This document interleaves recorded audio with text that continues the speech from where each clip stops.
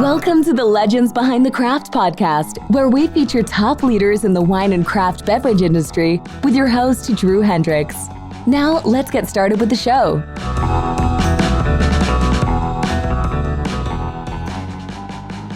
Drew Hendricks here. I'm the host of the Legends Behind the Craft podcast, where I talk with leaders in the wine and craft beverage industry. You know, recording these episodes, it's really become the highlight of my week. And last week, I talked with Jack Dewan from Gliding Eagle. Jack and his team, they're bringing direct-to-consumer wine shipments to an international landscape.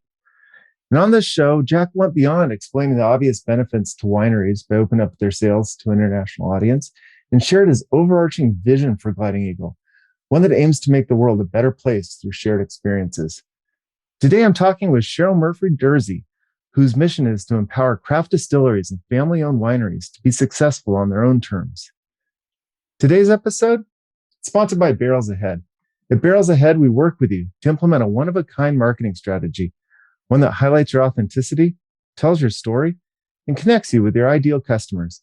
In short, we help wineries and craft beverage producers unlock their story to unleash their revenue. Go to barrelsahead.com today to learn more. I am super excited to talk today with Cheryl Murphy Durzy. She's the founder and CEO of LibDib. Now, Cheryl's roots in the wine and craft industry, they run deep. She spent 20 years at her family's winery, helping them, among many other things, navigate the three-tier distribution system. This experience led her to found LibDib, with the goal of allowing three-tier compliant distribution for all makers, whether it be one bottle or a truckload, available in all markets. Welcome to the show, Cheryl. Hi, so glad to be here. Nice to see you in person, and I'm a fan, so I'm very excited to be on the show today. Well, thank you so much for being on. So, Cheryl, tell the listeners about you. So you were you spent 20 years running a winery. Mm-hmm. Yeah, so my family owns it's a mid-sized winery. It's called Clos LaChance. It's in the Central Coast. And we, I started working there, 3 years out of college. Actually, I like to tell people I started working there when I was 16, because that's really the first time I ever sold wine out of the garage, if you know what I mean? So to make sangria in a sink. So I have been in the wine industry for a really long time. Most of my job was managing the three-tier distribution piece of the business. When I first started, the first 10 years of managing all the wholesalers, it was actually pretty easy. I was able to get the meetings that I needed. I was able to get into the market. I was able to have direct relationships with the sales reps. I was able to get distribution. So I was selling all my cases. And then kind of consolidation hit. And then I started to not be able to sell all of my cases. I was really challenged in terms of getting distribution. I would lose distributors kind of left and right. And it was just getting harder and harder to do my job. When you first started, what was the impetus? Was it a consolidation? How did the landscape change that made it so difficult? Yeah, I mean, you started to see consolidation at a number of levels and within the three-tier systems. First, at the wholesaler level, you started to see the big wholesalers expanding into more states. They were buying some of the mid-sized wholesalers. That was kind of my bread and butter, was working with those mid-sized family-owned wholesalers. I wasn't the biggest fish in the pond, but I wasn't teeny tiny. So they would pay attention to me. And when that started happening, then the little wholesalers were having a hard time keeping up. They weren't necessarily able to pay their bills. They didn't have the market share. Their sales reps weren't hanging around that long.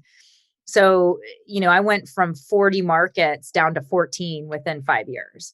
And so I've probably worked with 200 distributors over my, when I was a supplier. And that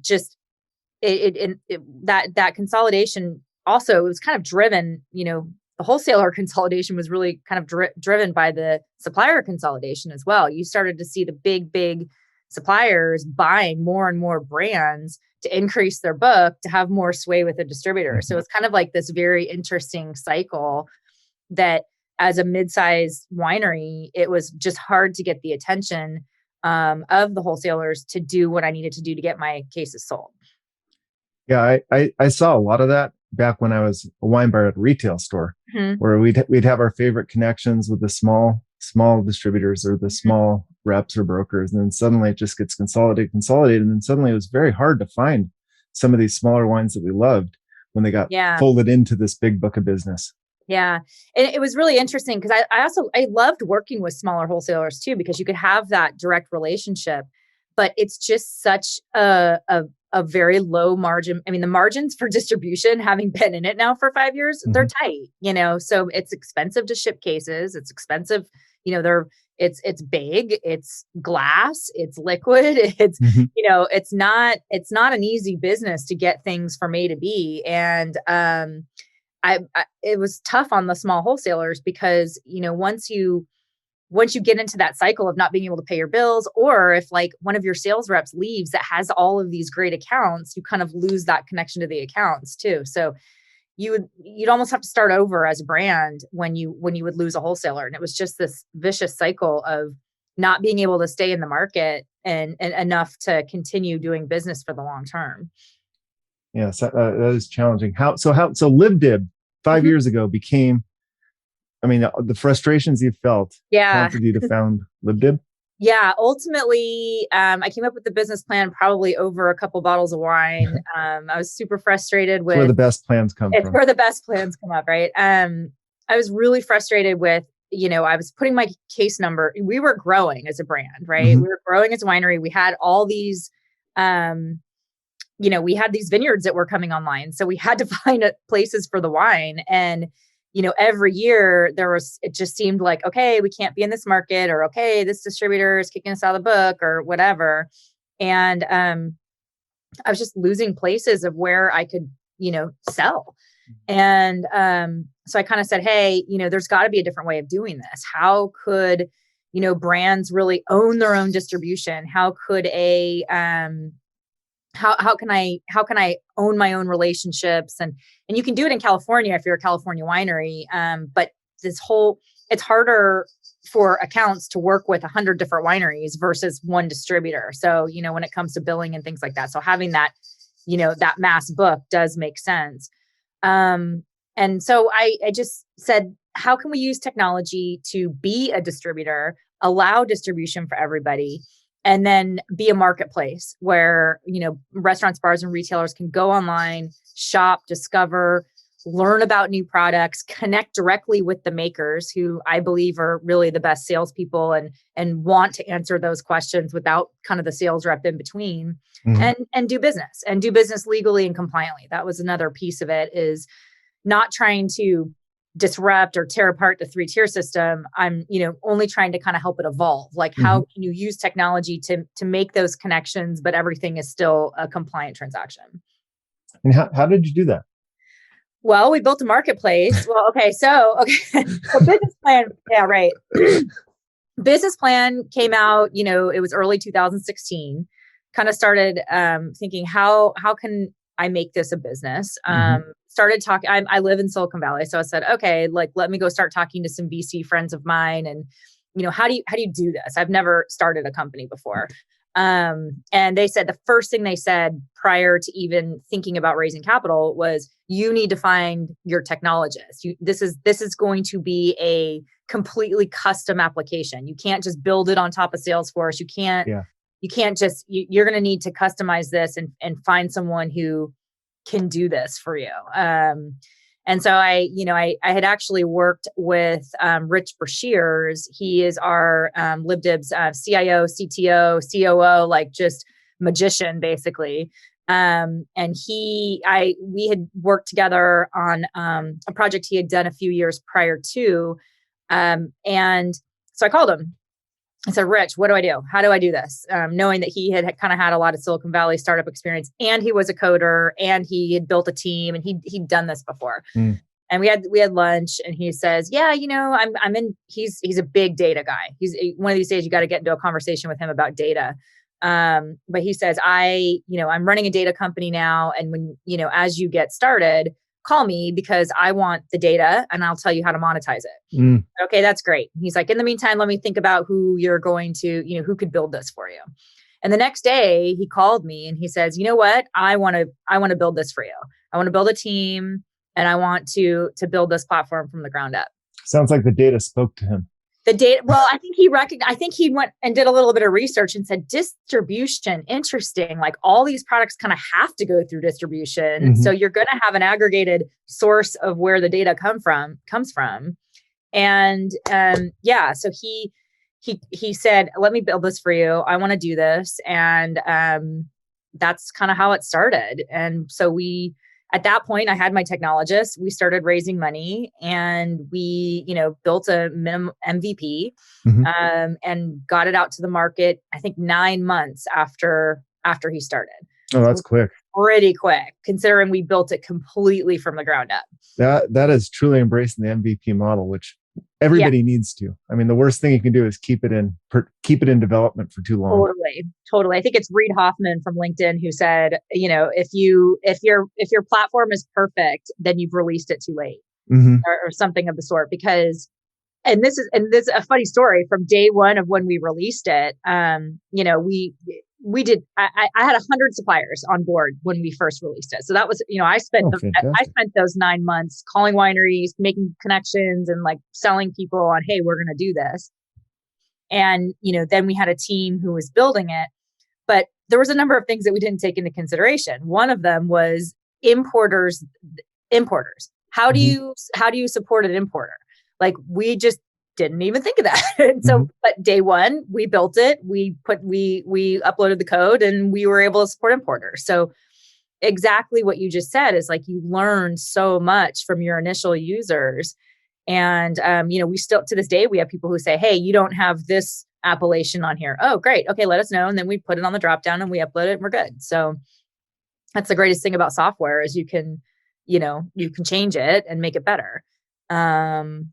So yeah, it was certainly a mad rush for those first 9 months of getting it to market. We started in 2 states because also in the meantime we had to get distribution licenses, which is also not easy to do. And congrats on Connecticut, by the way. Thank you.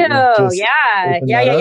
Every time we get a new license, we toast each other and take a shot because it's like it's been a process to get it to get that license. So yeah, we started in California and New York. We learned so many things along the way. I mean, California is actually fairly simple in consideration to New York, which you have to price post and you have to, everything is completely locked for 30 days. You can't change pricing, even if it's available to everybody. Like there's a lot of just, there's CODs different, like all of these different things as a distributor are different by every state, which is why we had to completely customize the platform.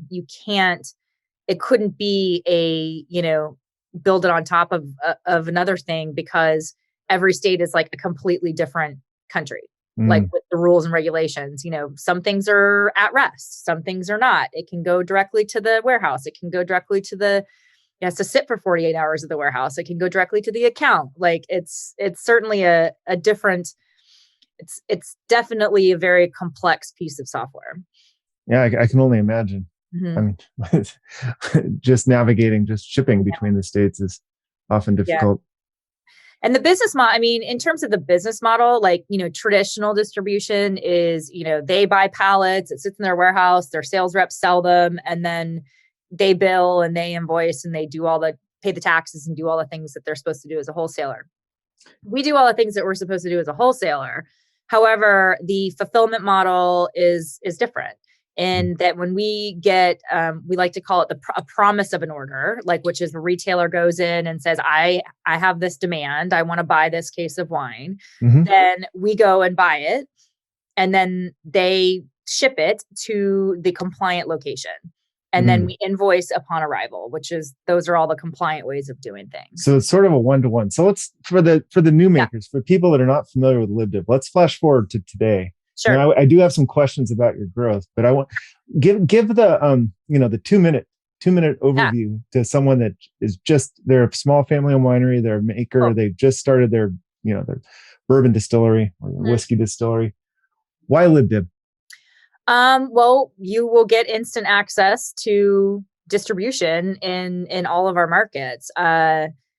It's interesting because you say, oh, tell me a brand new maker just starting bourbon, whatever, because It's actually the people that have been in the industry for a while that get it more than the folks that are brand new. Because the folks that are brand new do not understand how the challenge is to get to market and to get a distributor. And it's funny because we get a lot of startup people who are like, yeah, I want to work with LibDib, and they start working with LibDib and they sell a few cases here and there, and they're not really putting the effort into building their brand. So then they leave and go to a big distributor. And then they're back within a year because you have to do the same things that you have to do at a big distributor. You have to do at LibDib too. You have to have some kind of a go-to-market plan, whether it's e-commerce, whether it's brand ambassadors, feet on the street, however you're going to do it, you still need to do it on LibDib, just as if you were doing it if you were with another large wholesaler like RDC. So it's important for makers to know that you don't just sell a bunch of pallets to a wholesaler and expect to build a brand. It just does not work that way. So what I would say to brand new baby distilleries starting up is like, hey, we're going to give you access to distribution. We are a great place for every, new distillery, new winery to start, because we also will provide you with a bit of an education. Over the last 4 years, we've developed a ton of content, whether it's blogs, we have an excellent help center, we have videos, we have webinars with experts, all these kinds of things that we've done to help you launch your brand. Plus you'll get your distribution. And once you do that and start building, start with your first account, then your 5th account, then your 10th account, like you start growing your brand on your own, then you can start thinking about how can I scale from there and get to a chain or start shipping trucks. But everybody has to start at case 1. And it's very difficult to get a distributor to take you if you've never sold a case. No, that makes sense. So it, sort of the nurturing kind of incubating aspect of that, but the distributor, the actual producer is in charge of opening up the accounts in the States versus being reliant on a distributor that has very little incentive to sell their one case. Correct. Yeah. I mean, I am a very firm believer that the best salesperson, the best brand ambassador for your brand is the maker themselves. I mean, there's nothing better than a winemaker going to a city, hosting a dinner, visiting accounts. Like, you're going to get business that way. When you have it diluted more and more through sales reps that have a ton of other priorities, it's not necessarily going to be as effective. Yeah. One of 12 bottles in their bag that they flip up on the counter that day. And don't get me wrong, sales reps work really hard. Oh, yeah. I mean, they work really hard. They have a lot of things thrown at them. They have a lot of priorities. Every week they're getting new brands. I mean, it's a hard job. But I wanted to create that marketplace where the wineries can do it themselves. The distilleries can do it themselves. And we encourage that. We encourage those direct relationships. We make introductions all the time. We have tons of retailers that are like, hey, every time you get a new Irish whiskey on, I want to know about it. Anytime you get a new bourbon on, I want to know about it. And we get them on every single week. I mean, I have 30 to 50 new products that go live, every week. So in all of our markets. So it's constantly growing. We're getting all kinds of new stuff every day because this is something that's really, really needed. And we have buyers out there coming online, searching, looking for different things. But it's great. You can post something and hope someone will buy it, but that's not how you build a brand. If you want to build a brand as a new supplier, you still have to invest in it and figure out what your path to market is. And LibDib will open LibDib, you can control your own destiny, which is great. Everyone should be able to. Yet you also have that network. So it's not like you're just going out alone. You do have that kind of little referral system from LibDib to help you kind of navigate it. And you'll get, we have an ability for where buyers can connect with, if they see your stuff online and it says, hey, you can ask the maker a question, you can connect to do business. So we do have buyers, that reach out and say, hey, I want to know more about this product. So that to me, when you think about customer acquisition costs, that right there is huge value. Absolutely. For folks. And I also, one of the things, I was kind of going through the how we started up. We had our first couple of years. And then when we were starting to scale and really grow, we had to start looking at our next source of capital. we decided to go with a strategic partner, which was RNDC. Oh, And one of the reasons we did that is because I fully believe, I love the idea of being an incubator, because I want people to say, there's some people that come on the platform and they just want to sell a few cases, and they just want to stay with LibDib. They have already been with distribution and they want to do it their own way. But there's other people that I think are looking for that opportunity to go national, to go big, but just need to get their foot in the door. mm-hmm. And, with this kind of combination of LibDib and RNDC providing these options for everybody in all of those markets, it's truly a reality. We can provide that data back to our partner and they say, this is something we need to put in these 4 markets. And it's a pretty cool model, because now everybody not only can just get into the market, but they have a chance to, hey, I can get national distribution if I build my brand. That's a very powerful thing to have there, that ability to scale. Yes. And go not right up the chain, but to be able to go national and have those avenues already there for you.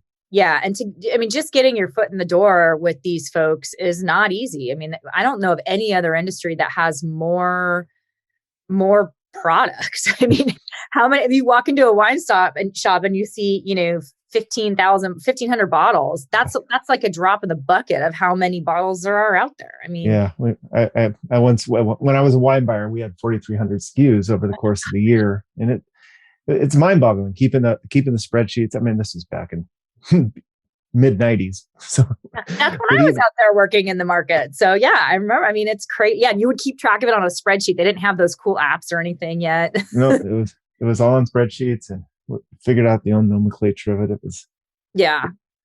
It's certainly come a long way, but it's still one of the most crowded marketplaces, I think, out there. Nobody needs your product. Like, there's a million red blends, right? There's whether it's, domestic or international or whatnot, there's a lot out there. So it's important to be able to get to market in order to have that shot, and then be able to prove yourself, and then go to, and be able to go to the bigger wholesaler, which are, in our case is RNDC, and just hand them that data and say, hey, here you go. You should take these people, and here's why.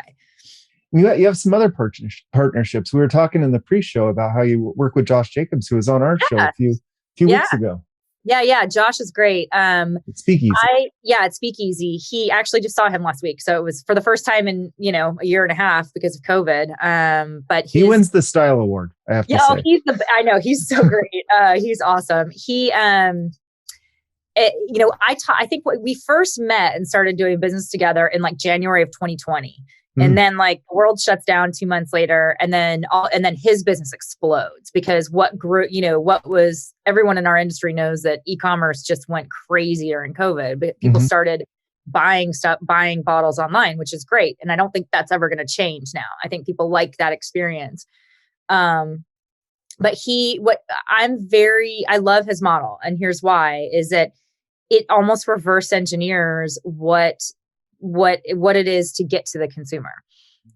Because as a distillery, and a winery in the past, you'd have to go, from, here's the distillery. I have to go get a distributor in the market, and that costs money. And then I have to launch the distributor, and that costs money. Then I have to go out and get my placements at the retailers, and that costs money. And then I have to go do tastings to get to the consumer. So you've got this whole line of this whole chain of work that you have to do before you can actually get liquid to lips. Whereas with Josh's model, you can sell direct to the consumer, fulfill through the retailer, which is bought by the distributor who buys it from the distillery, and it's all compliant, and there you go. And you can reverse engineer it. And then when you're wanting to scale and go to big distribution, or even go to a chain in any one market or any account, you can take that consumer data and say, hey, specs in Texas, I have 500 consumers in Texas that are already buying from me. How can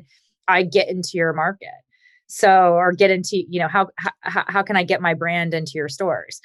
And that to me is super powerful, because, it's using it's allowing smaller producers to use real-time information about who's drinking what and where in order to scale their businesses. And, Josh has got that figured out, which is super cool. Yeah, I mean, he solved a very, very big problem. I was very, very impressed with it. Yeah, You it bring is a up huge the problem. you bring up the topic of reverse engineering, and I always like to ask this especially in technology or Yeah, any yeah. business. You're 5 years in. What would Mhm. you have done differently if you started today? God, that is a good question. Um, oh, God, you should have given me some time to think about this. I don't even know. I think I would have, here's what I've seen that's been one of our biggest challenges is we are almost, we have too many. Okay. So here's what I would have done. In the very beginning, we were super focused on the supply part of it, right? So because you have a chicken and an egg thing when you have a marketplace, right? You have to have supply in order to create demand and make sales. And so I think so in the beginning, you kind of have to focus on supply. If you go back and read, and I read a ton on like platforms, like how did Airbnb get their first 100 apartments on, how did eBay get their first products on, like all of those types of things. Like you have to get your first on before you then can go to buyers. I think we spent a little bit too much time on the first suppliers and not enough time on making the buyer experience awesome. And it's really hard to wade through the different people that come to us, because we get a lot of people that sign up every day, a lot of people, and we have a lot of squeaky wheels that ask for a lot from us, but don't ever. And it's free for everyone to be on our platform. Like you do not have to pay right now to be on LibDib to get distribution. Oh. So but it costs me money to have my people answer a bunch of questions. We did as much as we can to make it automated and easy for people to sign up.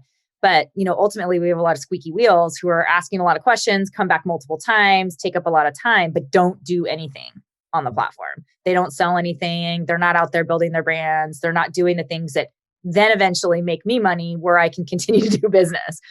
So long answer to a short question. What would I do differently? I would have a better way of kind of weeding through all of the noise to focus on the right suppliers, to hook them up with the right buyers. I think that's the key to what this marketplace is. Do you sell a strategy plan? We do. We have strategy. We don't sell it right now. I'm giving it away. So we have all kinds of strategies for our makers to do it, which makes me think, maybe I should be selling it. But, we have all kinds of tips and tricks and how to sell and what to do. And the makers that get it, they get it, and they're like, okay, I'm going to first go to consumer. So I'm going to call Josh, or I'm going to call Barcart, or I'm going to call one of these types of companies. And that's going to be my strategy. Or we have someone else who says, hey, I'm going to go call a national chain broker and start making chain presentations. We hook them up with a company called Edge Beverage. Or I'm going to hire 5, one of my biggest distilleries is Distillery 291 in Colorado. They have brand ambassadors in every market. So they have feet on the street and they all work for them, and they go out, and they're usually people that used to work at a distributor, or they were a bartender or something like that. They go out and they sell that great whiskey in that state. So there's multiple ways to get to market, and the ones that get it pick one or multiple way or both or all of them and do them all. But they at least have some kind of a plan. The ones that don't get it are just like, oh yeah, I'll just put on LibDib. And then they're like, well, I didn't get any sales this week. I'm like, that's not how it works. Like you still have to do some work. So. Because then the people that are in your LibDib network could theoretically buy the product without any promotion. Yeah, they could. Right. But I have 10,000 products, you know what I mean? And we have algorithms that whatever's selling well in this area shows what's in that area. Well, guess what sells well is people that are out there doing things in the market. So ultimately anyone can find that product and purchase it. And it happens all day long, every day. But is it likely that if you're a brand new whiskey distillery and you haven't started and you put it on LibDib and you just leave it there, are you going to get a sale? You might get one of our quirky little, cool bottle shops buying a case or two. But if you're not out there talking to people, probably not. So get out there, be active. What other advice do you have to a new maker trying to get their product to market? Like I said, pick your path and invest in it and focus. Like a lot of people also are like, oh, you're only in 7 markets. I'm like, hey guys, we're in the top 5. Like, you could focus for half these people. They could sell all their inventory in one county in New York or California. Like pick 1 or 2 markets and spend the time and the resources on developing them. I was actually, I can be a victim of this. I think that some people at our company will say, Cheryl, you're kind of always like squirrel, like next big thing. And I have to really bring myself down and say, okay, this year we're focusing on these 5 things. Try not to veer from that. And I would say that to all of our makers too, is like, pick your path, figure it out, invest in it, and spend the time to make it a profitable, successful part of your business. I too fall subject to the shiny object syndrome, where there's hard. always just so much. Well, this is the last time I'm going to do it, but I got to just check this one thing out. And it totally, you're a marketing person, right? Like that's so me too. Like I'm sales, but I'm really marketing. That's been and I think that's kind of what everyone that I talk to that's in marketing kind of has that. Cause you're like, oh, what's this next cool thing? What's this next cool thing? I was doing, Facebook and Instagram ads, but what's this TikTok? And then you start going down that rabbit hole. Now we're on Clubhouse. And then Clubhouse. Yeah. I mean, it's like, there's always kind of a new thing. And I do think marketers have a little bit more of a challenge that they have to know what the new thing is. So they do have to pay attention to stuff. Yeah. It's our duty to experience it, but yeah. Do we tell all of our clients that that's what they should be doing yet? And then put resources into it. And yeah, it's really hard. And that is probably my biggest challenge as CEO of this company, is like staying on track. It's I'm constantly like, and I'm supposed to be thinking like 2-3 years down the line, but sometimes I'm like, I can't wait for 2 years. We got to do this now, That's a good segue. So where is LibDib going in the next 3 to 5 years? Oh gosh. Well, hopefully more markets. It's my goal that we will be in, most states. We recently launched into Texas through a little bit of a different business model. It's actually with our partner RNDC. It's a program called LibDib at RNDC, where we're not actually a licensed entity in Texas. RNDC is the licensed entity. We're utilizing RNDC's warehouses. We're utilizing their trucks. They are the distributor of record, but we're using our technology to take the orders and to, make sure that the product is getting to where it needs to go. But it's still that kind of just-in-time model. I think that that's the way to scale. I really do, because it's hard to get licenses and be profitable when you're your own licensed entity, because there's lots of fees and things like that. And I have this great partner that has there's no one who knows how to deliver alcohol better than a distributor. We use a lot of common carrier. FedEx is okay. They're great. But a distributor really knows how to do it without breakage, without losing stuff, without, they are just good at it. And that's why I have access to all of these great trucks and this last mile delivery and these warehouses that when something comes in, it goes out like by the next day. So I want to really tap into that and bring that to every maker. So that they have access to it, and that bring that to every retailer and restaurant as well. So they have access to all the cool stuff that's out there and all the new quick innovations that are happening. Sorry. Where do you see the 3-tier system going in the next? Is it just going to kind of stay the same? Consolidation? Where do you see that evolving? I think that the 3-tier system has, and as a former supplier, I'm like, oh, am I really saying this? But it really does have value. And I've seen it in the last 5 years. Again, it is not easy to deliver a case of alcohol across the country. It's just not. It takes a lot of time. It's heavy. It's expensive.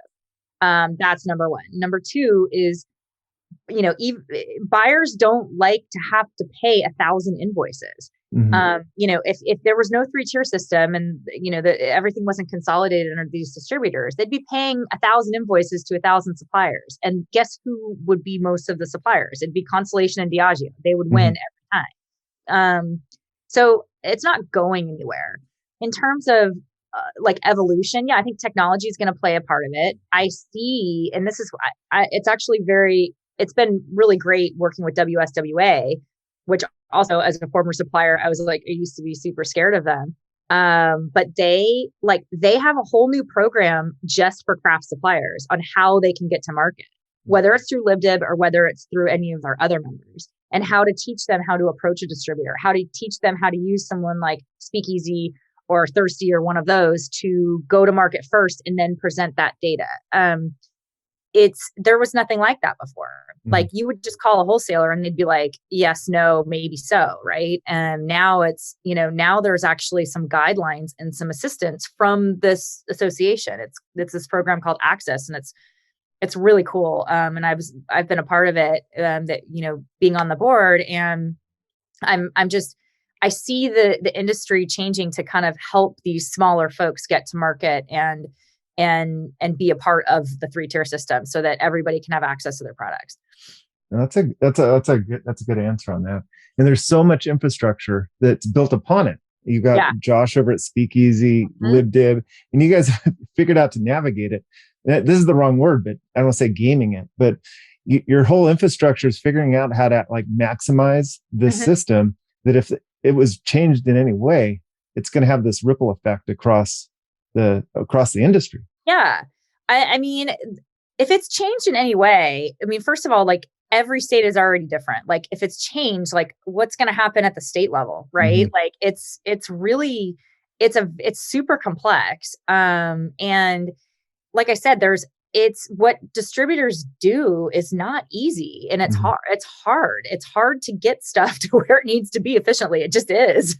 I mean, we're seeing it on right now with the supply chain, with all of our suppliers, having problems getting bottles and labels and corks. And we're going to see it. I mean, I think that we saw it last year with, getting, when FedEx and UPS were just, bogged down because of e-commerce. It's going to be the same thing at the holidays this year. It just is.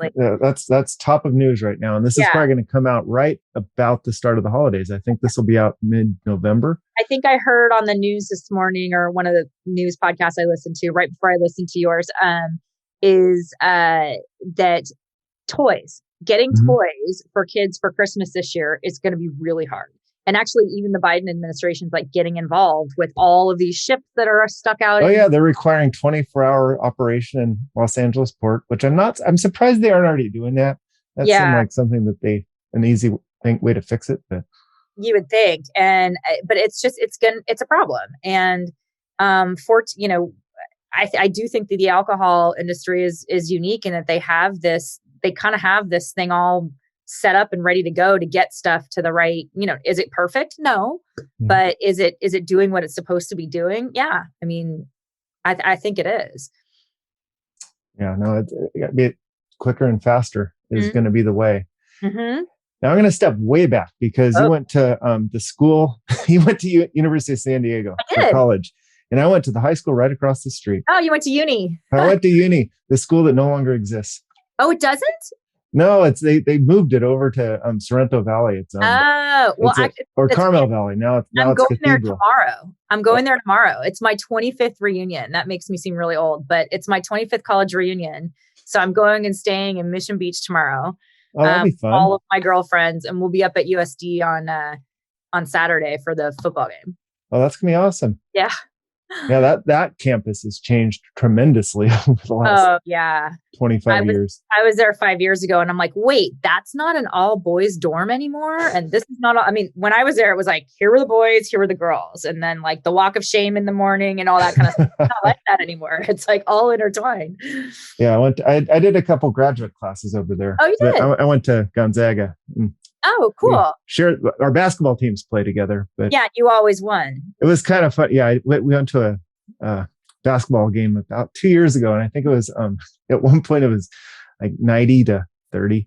Oh, yeah. No. And we were chanting up by 60, and they're like, but we have football. Now you live in San Diego, right? I do. I live up in Carlsbad. Well, actually Vista, just east of Carlsbad. Yeah. So Josh Jacobs lives in San Diego too. Have you guys met? He does. We haven't met. Okay. COVID and all. I think he's down in the city. Yeah. I grew up in San Diego, grew up in Point Loma. Now live in North County here. Oh, that's great. I was actually born in San Diego. My dad in La Jolla. My dad worked at HP, and then we moved when I was 3. And we moved to Idaho, Boise, Idaho. And then we moved to the Bay Area when I was about 10. Wow. Yeah. Boise's is a nice city. Oh my gosh, it's beautiful. We had the opportunity to go back there about 5 years ago as a family, just to go to Boise. We went to McCall, we went to Sun Valley. It's all kind of this like beautiful, 3-hour drive. Lots of people moving there. I know like 3 people who moved out of California and went to Idaho. 3 independent neighbors on our street all moved to Coeur d'Alene. I'm like, gosh, everyone's moving to Coeur d'Alene. Yeah, the people that I know all moved to Nampa. Which is like, it's like an hour outside of Boise. Yes. I know, and it kind of confused me because it's like Napa with an M, like Nampa. You say Napa so much, it almost seems like you're mispronouncing it. Nampa, yeah. But it looks beautiful. I mean, like you see them on social media, they're having a great time. Looks beautiful. So yeah, COVID and the great exodus of California, right? I mean, it has been that way. So while we're here in California, what have you been drinking lately? Okay, so I'm going to tell you about a drink that I made last night that was really, really good. And I saw it sadly on TikTok. The only reason I'm on TikTok is because my daughter is 14. I need to monitor what she's doing. I'm not a creator, but there are some really cool people to follow that are making great drinks. I follow this like tequila expert who's also based in San Diego. I've like found some really good tequilas. I'm into tequila right now. So that's I was at Calafino last night. Oh, that's one of our, where is that? It's right up the hill from me. Yeah. That's a great place. That's one of our. They've got this extra añejo that was unbelievable. Oh, that's cool. So it was a fall cocktail because it was cold. Yesterday was like the first cold night. So everybody had like a fire and was like putting their pumpkins out and like thinking about fall. And it was, an ounce and a half of tequila, an ounce and a half of Contro, half an ounce of that. And then a fresh orange, a cinnamon stick and cinnamon, and a little thing of rosemary. So it was like a fall based, margarita, and you kind of would put it in a shaker, shake it up. And, it was great. I'm gonna have to try that. That sounds pretty good. And it was with a repo. So it was like a little bit more kind of rich. It was really good. No, that sounds fantastic. You represent a ton of brands of tequila, but what do you like drinking in tequila? Well, my favorite brand for tequila right now is called Mico, MICO. And I like the Reposado. I order it. It's funny because the founder is awesome. He's like, let me send you some. I'm like, no, I like to support my makers and I like to support my customers. So I order it from Caskers. And I get, 3 to 6 bottles at a time. And it's amazing how fast I drink it. It's almost like shameful. But I am the mother of 2 teenagers. I'm trying to run a company. I like a little tequila at the end of the day. But their Reposado, I can put in a glass with some ice and just I have a lime tree. And I just take 1 or 2 limes and that's it. So lime juice and the Reposado, doesn't need anything else. And it's so good. That sounds fantastic. Yeah, last night we were it was a friend's birthday, and Calafino has a kind of co-working space right next to their it's not a distillery, but where they operate their business.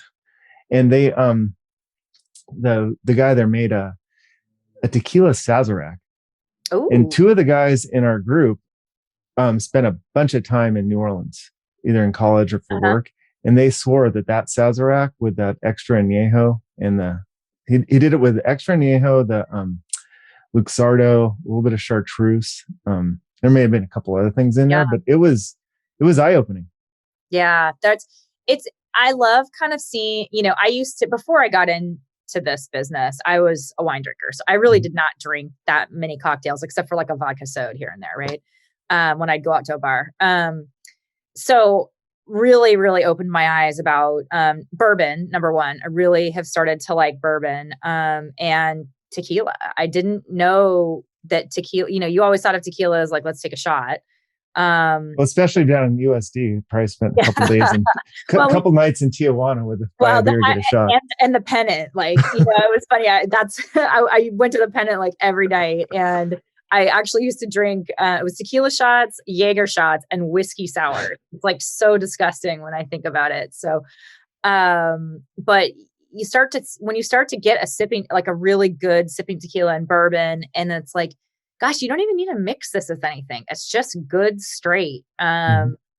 it really opened my eyes to spirits in general, because I was just a big wine drinker. And now, like, I drink more spirits, I think, than wine. And just because as I've gotten older, wine is just hard.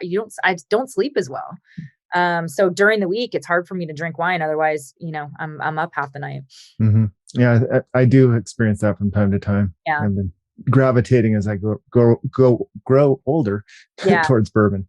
And I'm starting to like RTDs too. Like, I'm telling you, there's some cool innovations with cocktails in a can. Like you said, you were talking about Drinksmith earlier, but like Nico has a tequila and seltzer that's really, really good. And I swear to God, I think three or four of my suppliers this week just came out with a new cocktail in a can. Really? So those are getting bigger and bigger, and those are really hard to distribute because they're heavy, and but they have less alcohol by volume, but it's judged as a spirit, so they tax it as a spirit. It's expensive to ship. You're shipping water, basically. I mean, they're like 5 or 7% alcohol by volume, most of them, except I have a supplier called Sipshine, and it's like 20% alcohol by volume. It's like crazy. That would be good. Yeah. Because the Drinksmiths are like 16. It's that when you want a craft cocktail, you want it to be a little boozy. You want it to have a little bit of kick to it. So the Sipshine definitely has that in there, and you pour it over ice. It's really good, but it's got it out. It's a good, it'll get you, which is a good thing sometimes. So you're off to your reunion weekend. Yes, I leave tomorrow morning bright and early. So we're staying in Mission Beach. I'll be at the Pennant. Probably. I can tell you now the weather's going to be fantastic. I've heard. It is full fall down here. The offshores are blowing. It's fantastic. Full fall, like a full 82 degrees in San Diego, right? That's well. I was surfing at the Oceanside Harbor this morning. It was 45 when I put on the wetsuit. Oh my gosh. I think it's about 70 now, but it'll be. I'm super excited. Definitely looking forward to seeing some of my friends and getting into San Diego. I miss San Diego. It's such a great city. It is. Well, Cheryl, where can new makers, where can people find more about you and LibDib? Go to just libdib.com. It's really easy. It's we've basically automated getting distribution, which I think is also kind of a cool part of our platform. You don't necessarily need to talk to anyone, a lot to understand exactly what to do. So you go in, you sign up, you add your brands, you add your products, you price it out by market, you submit it, make sure you have the right compliance, and then you can be live. There's all kinds of different training materials on there. There's a go live document for each market that says what do you have to do? Well, in this market, I need a shipper's permit. In this market, I need a type 28. Like, it tells you what you need to do to get compliant and to get live, and then what you should do once you are live. How do you sell? How do you build your brand? Who do you talk to? Do you go to Josh? Do you go to get brand ambassadors? You got all these things you need to do. So I feel like we have really got it a good process for makers to get started and to start being successful. Well, that's fantastic. Well, thank you so much, Cheryl, for joining us today. Thank you. Thanks. This is a treat. It's good to reminisce about San Diego. I know. I'm excited. I get on the plane in 12 hours. So I'm very excited. Well, thank you so much. Well, thank you.